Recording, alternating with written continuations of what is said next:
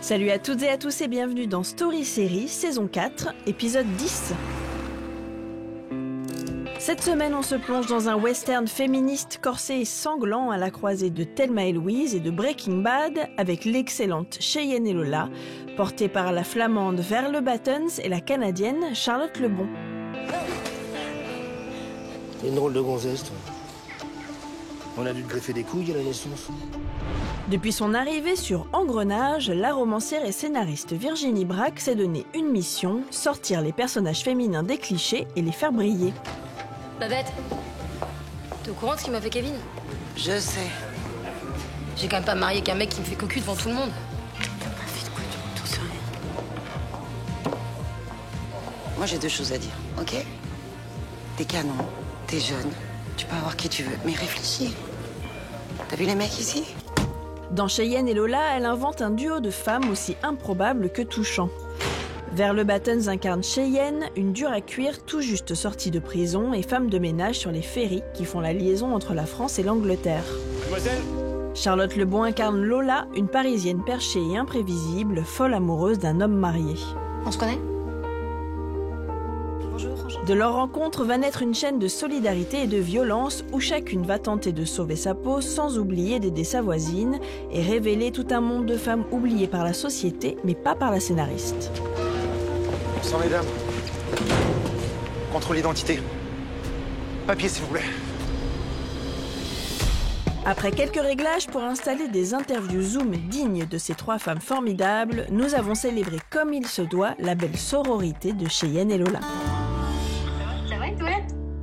Comment vous avez réagi quand vous avez lu ce script et est-ce que vous vous êtes dit enfin un script comme ça aussi solide avec deux femmes à sa tête? Déjà, ça faisait longtemps que j'avais pas eu un coup de foudre comme ça pour un personnage parce que tout ce qu'on m'avait proposé avant m'ennuyait un peu et je préférais même ne pas tourner plutôt que de tourner des choses dans lesquelles je croyais à moitié. Et là, le rôle de Lola, pour moi, c'est un peu comme un rôle fantasme en fait.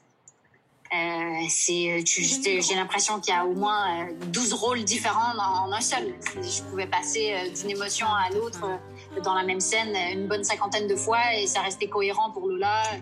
Et puis j'aimais cette histoire entre ces deux femmes, quoi. Je trouvais ça génial qu'un duo de femmes puisse incarner une histoire comme ça et qu'on se pose pas la question à savoir oh là là, mais c'est sur un propos féministe. Clairement, non, c'est juste deux protagonistes femmes qui se démènent et puis je trouve ça génial. Voilà, c'est deux gangsters à leur façon, quoi. Je me demandais, est-ce qu'il y avait des rôles auxquels vous aviez pensé en travaillant sur vos propres rôles?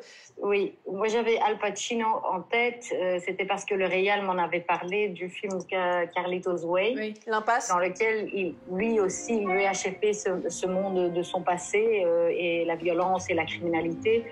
Et justement, en fait, ça retombe sur sa tête et on aimait bien ces regards intenses, mais quand même essayer d'être effacé, de n'être plus là, d'émerger avec tout ce qui est autour de lui, mais en fait, il continue à quand même sauter à l'œil, tu vois. Et c'est ça ce qui arrive à mon personnage aussi, et on s'est quand même un peu inspiré dessus. Je veux plus d'emmerde, Joanne. Ta guerre, c'est plus la mienne. Tu peux pas dire ça. T'es ma femme. Je suis plus ta femme. Ni la tienne, ni celle de personne. vous aviez des visages en tête quand vous les écriviez, ces femmes-là? J'avais Cheyenne en tête parce que Verle Battens a été pressentie tout de suite. Elle a dit oui très vite. Et puis après, la série a eu un peu de mal à se faire financièrement. Bon. Je me permets de poser la question. La série a eu du mal à se faire parce que c'était deux femmes au premier plan, vous pensez? Oui, bien sûr. Ah, mais bien sûr. Bah, pour moi, c'est très très clair. Hein. Une série avec deux femmes, et puis il n'y a pas que deux femmes. C'est que des nanas. Si vous voulez, le modèle, c'est un peu Orange is the New Black, d'une certaine façon. C'est un univers de femmes. Voilà. Ouais. Bon. Alors, il y a des hommes, mais c'est pas eux qui font avancer l'histoire. Parce que là, vous me citez Orange is the New Black. Moi, j'ai lu quand même Breaking Bad aussi, qui pouvait faire partie. Ah, mais totalement. Ouais. Alors, voilà, c'est ça. Au niveau univers féminin, c'est Orange is the New Black. Mais vous avez tout à fait raison. Au départ, le modèle dramaturgique, c'était Breaking Bad. C'est-à-dire quelque chose qui va très vite et un succès qui, en fait, en germe une catastrophe, qui en germe un succès, qui en germe une catastrophe. Voilà. Et ça m'amusait de travailler ça m'amusait de travailler sur ce rythme, c'est exactement ça. Et pourquoi Charlotte Lebon pour jouer ce personnage? Elle est formidable. Mais moi, je pense que c'est pas pour rien qu'il y a 2 immenses actrices, puisque vous avez vu le talent des talents. Hein. Non, c'est balèze. Toutes les scènes. Elles sont dans toutes les scènes. Elles sont fascinantes. Et d'ailleurs, c'est là-dessus que je joue. Je joue sur la fascination qu'elles exercent sur le spectateur. Je peux être franche? Ouais, bien sûr. Bah, vous avez l'air pauvre. Non, je suis désolée, hein. Mais pauvre, dans la tête des gens, ça veut dire loser, quoi. Ça les dégoûte. C'est pas génial, quoi. Regardez ce qu'on va faire. Tenez. Ça vous ira mieux comme couleur. Parce que comme ça, vous avez l'air malade. Et pauvre et malade, c'est pas l'idéal, quoi. Allez, au lait cœur, hein. Et surtout, n'ayez jamais l'air pauvre. C'est tout. 80 jours de tournage, comment vous avez fait pour tenir le marathon, là? C'était chaud, hein. C'était pas toujours facile. Non. Non, hein. Non, pas du tout. Je trouve que les séries, c'est dur à cause de la longueur. Toujours, Ouais, le rythme en plus. Ouais. Et en plus, le froid, c'est vraiment froid. Ouais. On a commencé à tourner fin août. Et je pense que la série doit se passer sur un truc de genre 3 semaines, 1 mois. Moi, je pense que c'est quelque chose comme 1 mois. Et Eshref, encore une fois, souhaitait qu'on ait des vêtements de mi-saison pendant tout le tournage, mais qui durait 4 mois. Donc, on a commencé fin août, où on était super bien, on faisait le décor de la caravane, et il faisait super beau. En plus, on était bénis par le temps. Et après jusqu'au mois de décembre, on s'est tapé de la pluie. C'était horrible. C'est pour ça que j'aimerais bien aller en Brésil. Tu vois, si elle veut fuir en Brésil, mais qu'on y va, quoi. Putain. Ah, c'est clair. Ça serait trop bien. Ouais, une petite saison 2 au soleil, là, ça serait pas mal. Vous pensez parfois aux sacrifices que font les comédiens pour rendre hommage à vos personnages physiques? Ah oui. Ouais. Ah oui. Là, c'était flagrant. Là, elles étaient incroyables. Et c'est le genre qui ne se plaint pas. Elles ne se plaignent jamais. Vous aviez des images en tête aussi en écrivant, parce qu'on parle des comédiennes, mais il n'y a pas que les comédiennes. Le décor est très très important dans cette série, enfin les décors. Ah oui, oui. Ce que vous voyez maintenant que c'est fini, c'est ça que vous aviez en tête? Tout à fait, absolument. Tout le côté white trash, avec en même temps cette espèce de mélancolie de la mer du Nord. Il a fait des plans magnifiques. Quand Lola attend toute seule au bord de la mer, qu'elle vient de se faire jeter, c'est un plan à la Wim Wenders, c'est magnifique, il y a des plans magnifiques. D'où l'intelligence du réalisateur qui a fait cette espèce de western. C'est en fait un univers très poétique qu'il montre à l'écran. Tu montes ou tu dors sur la plage. Jamais tu dis s'il te plaît, toi.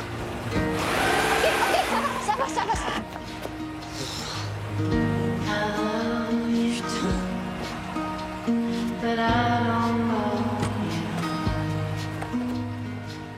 C'est comme ça aussi qu'on raconte Cheyenne et Lola, comme un western. Le western, c'est un peu l'histoire de la conquête de ce qu'il y a de l'autre côté de l'horizon, mais c'est vachement une conquête de soi aussi, qui est vraiment ce que sont en train de vivre vos personnages. Vous en pensez quoi, vous, de cette comparaison au genre western? Pour moi, c'est surtout le style, je sais pas quoi tu penses, Charlotte, mais pour moi, c'est surtout les silences, les regards qui font que c'est, et bien sûr le décor, mais qui font que c'est plus western que d'autres choses. Vous aimez ça en tant qu'actrice, d'avoir le temps de juste exprimer par le regard, par le mouvement? C'est la meilleure chose du monde. De toute façon, les meilleurs réalisateurs, c'est ceux qui sont capables d'enlever le plus de dialogue possible, je pense. Et de faire comprendre une idée. Donc, bien sûr, n'importe quel acteur qui aime son métier, je crois, préfère faire vivre des émotions, faire passer des émotions dans le silence. Et puis, c'est pas de la paresse, même au contraire. Non, c'est sûrement beaucoup plus dur même, non? Bah oui, en fait, ça nous force à... En tout cas, moi je préfère. Oh, attention!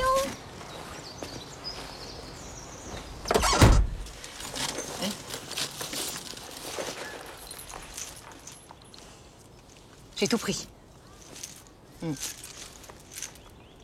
Mais quoi, t'es pas contente? Il y en a pour 10 000 €, là, c'est bon. On est bon, non? T'excites pas. Tant que c'est pas fini, tu restes avec moi. Bah, moi, je trouve que je suis un génie. Et toi, oui. On vous doit tellement sur l'évolution des rôles de femmes en France. On vous doit tellement à votre courage et à votre ténacité à se dire, en fait, non. En fait, non, il n'y aura pas que des hommes. Non, mais je le fais spontanément. Mais vous croyez vraiment que ça a servi à quelque chose? Moi, oui. Moi, je Alors, pense qu'une série comme Engrenage, bien sûr, mais évidemment, vous avez déterré les femmes, vous êtes allé chercher au fond de la mine et vous les avez mis devant, quoi. Oui, ça m'intéresse. Et puis j'aime bien voir ça comme je suis une grosse consommatrice d'images et de fiction. C'est ce que j'aime. Je vais aller chercher spontanément ce genre de programme. Où vous trouvez le courage de vous dire, je vais tenir jusqu'au bout, je vais pas les lâcher, je vais y arriver. Ah ben là, c'est parce que je suis soutenue par des producteurs. Ouais. Tout seul, laissez tomber. On n'a pas, en tant que scénariste, ça sert à rien d'avoir du courage tout seul. Ça sert absolument à rien. Il faut changer de métier, quoi. Vous allez faire rien passer. Moi, je ne suis que scénariste, c'est-à-dire que je réalise pas, je produis pas, je suis pas capable de porter un projet comme certaines de A à Z. Vous pensez que vous n'êtes pas capable? J'ai besoin d'un producteur ou d'une productrice qui croit à mon projet, et là, vraiment, merci. Je suis extrêmement reconnaissante, et qui le prenne et qui en fasse sa bataille. J'ai vraiment une relation d'amitié et de confiance avec la productrice. Pardon de vous demander ça, mais vous me dites que vous êtes très amie avec votre productrice. Est-ce que pour vous, d'avoir écrit cette chaîne de solidarité, c'est aussi une façon de dire on en a besoin dans nos métiers, là? Mais oui, bien sûr. Ça part de quelque chose que je vis, de relations, d'amis, d'amitié forte, de bandes de filles et de bandes pas de filles d'ailleurs. Oui, parce qu'on se demande toujours où est le scénariste dans cette histoire. Elle est où son histoire à elle dans cette histoire-là? Forcément, vous mettez de vous. À tout le temps, oui, partout, bien sûr. Et alors? T'as mon passeport? Ouais, j'ai appelé le consulat du Brésil. Ils m'ont dit que tu l'auras dans 1 semaine. Mais bon, c'est juste un visa temporaire. Oui. Et quand tu seras à Manaus, tu pourras le faire transformer en visa de travail. Manaus. C'est fou, non? Comment vous voyez l'avenir des femmes dans le monde de la fiction? Est-ce que vous sentez quand même que ça évolue? Ah si, moi franchement, ça fait 10 ans que je fais ce métier, j'avais pas eu un rôle comme ça depuis 10 piges. C'est mon expérience à moi. Après, je pense qu'il y a aussi des gens... De toute façon, en France aussi, on adore mettre des étiquettes. Donc, malheureusement, je trouve que les gens manquent d'imagination. Et puis, souvent, dès qu'on a une étiquette à poser sur notre tête, en fait, on est approché pour à peu près toujours les mêmes rôles. Donc, je pense que c'est pour ça que j'ai pas eu de proposition plus intéressante. Mais Vire, là, a une expérience différente, je crois. Oui, parce que moi, c'est peut-être parce que je suis en Flandre, tu vois, c'est plus petite, il y a plus ouais, je sais pas, c'est différent, quoi. Ça fait longtemps qu'on fait de la bonne télévision, je trouve. On a plus vite quitté cette pensée que la télévision et le film, c'est autre chose et que ça n'a rien à voir. Mais ce que moi, j'ai quand même vécu il y a 2 ans, c'était la première fois que j'étais vraiment à côté d'une femme dans un rôle principal, c'est le film Duel, mais c'était la première fois, j'avais déjà 40 ans, et maintenant c'était la 2e fois avec Shane et Lola que je suis à côté des femmes dans des rôles principaux. Alors oui, c'est quand même assez rare.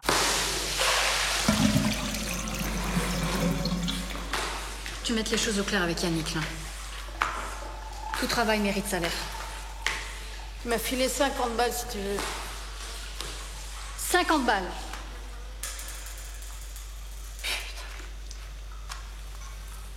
Pourquoi les hommes sont si radins avec nous? Alors, je viens de quitter vos deux actrices. Et Charlotte Lebon m'a dit cette phrase. Ça faisait 10 ans que j'avais pas lu un scénario pareil. Ouais. Elle dit ça, c'est super sympa de sa part. Moi, je voulais raconter l'histoire d'une amitié, d'une véritable amitié, enfin de quelque chose de très profond. C'est l'histoire d'une relation entre deux femmes que tout oppose, et voilà. En tout cas, Virginie, vraiment, je vous remercie tellement parce que cette série, elle me redonne espoir. Parce que j'en regarde, hein, comme vous, beaucoup. Et souvent, y a la tristesse qui vient. Parce que, elles sont où, ces femmes-là? On les connaît, on les fréquente. Hein, et vous, là, vous nous faites un cadeau magnifique. Ah ben, tant mieux, tant mieux. Story Série, c'est terminé. La semaine prochaine, on prend le ferry pour de bon, direction Londres et l'univers glaçant de la finance. On suivra les nouvelles recrues d'une grande banque et leur quotidien fait de stress, de drogue et de rivalité, le tout filmé et produit par Lina Denham. Allez, à la semaine prochaine. Do not forget how this feels right now.